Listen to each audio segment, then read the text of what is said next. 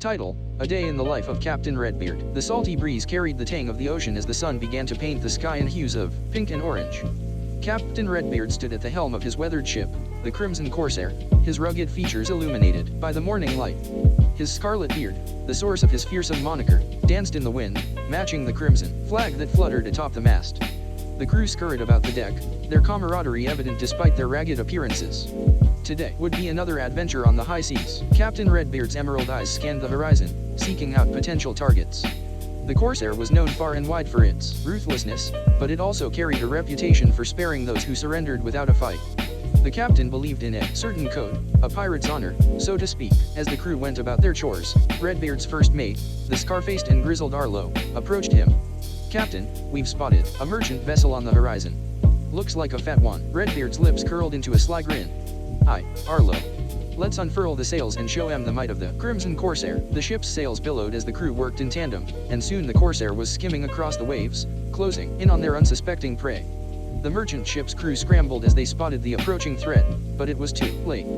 The Corsair had them in its clutches. As the pirates boarded the merchant ship, swords drawn and pistols aimed, the captain stepped forward with a raised hand. "Lower your weapons, lads. Let's see what these fine folks have to offer." Redbeard's reputation had preceded him, and the merchant captain wasted no time in surrendering their cargo.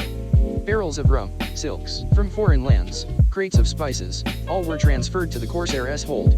Yet, Redbeard's code held true, and he allowed the merchant crew to keep their personal belongings and a share of their supplies. With their spoils secured, the pirates returned to their ship and set course for a secluded cove where they could divide their plunder and enjoy a well-deserved feast. The crew cheered as the sun dipped below the horizon, casting the sky in shades of gold and amethyst. Around a roaring bonfire, Redbeard raised his tankard and addressed his crew. "To another successful day, to camaraderie on the seas, and to the adventures that await us." The crew echoed his toast, their voices mingling with the crash of waves and the crackling of the fire. As the night wore on, tales of past exploits filled the air. Stories of hidden treasures, sea monsters narrowly escaped, and daring escapes from naval patrols resonated with laughter and awe.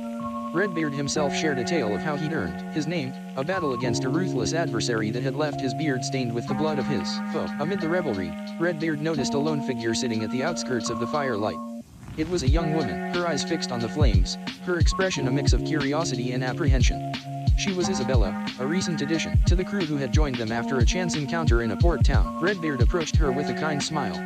"You seem lost in thought, lass." Isabella glanced up, her dark eyes meeting his. "I've never been on a pirate ship before. It's all so overwhelming." The captain chuckled softly. "Aye, it can be that way at first. But you'll find your sea legs soon enough." Isabella nodded, her fingers tracing the edge of her tankard. "I've heard the stories about your code, Captain. Is it true you spare those who surrender?" Redbeard's gaze held a mixture of gravity and pride. "Aye, 'tis true. We're pirates, but we're not monsters. We follow a code, a set of rules that remind us to be fair even in our plundering." Isabella's expression softened. "It's not what I expected, being a part of this crew. Yeah, see, lass, being a pirate ain't just about the gold and the glory. It's about the freedom, the thrill of the open sea, and the bonds ye forge with your mates. We're a family, in a way." As the night wore on, Isabella found herself drawn into the camaraderie of the crew. She listened to their stories, shared her own tales, and even learned a shanty or two.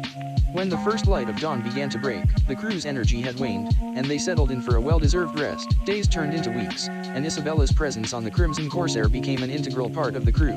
She proved herself in battles, earned her share of the plunder, and became a valued member of Redbeard's family. One evening, as the sun painted the sky in fiery hues, Isabella stood at the helm alongside Redbeard.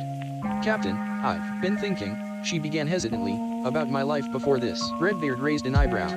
"Aye, and what have ye been pondering?" "I've seen both sides of the coin now, the merchant ships and the pirates. I've come to realize that there's more to life than what I had back then. I've found something here, a sense of purpose and adventure." The captain nodded, a knowing smile on his lips. "It's a choice each of us makes, lass. We're all bound by our own stories, and sometimes the open sea offers a chance at redemption." Isabella gazed out at the horizon, a determined glint in her eyes. "I choose this life, Captain. I choose the sea and the crew and the freedom." Redbeard clapped her on the shoulder. "Welcome to the fold, Isabella.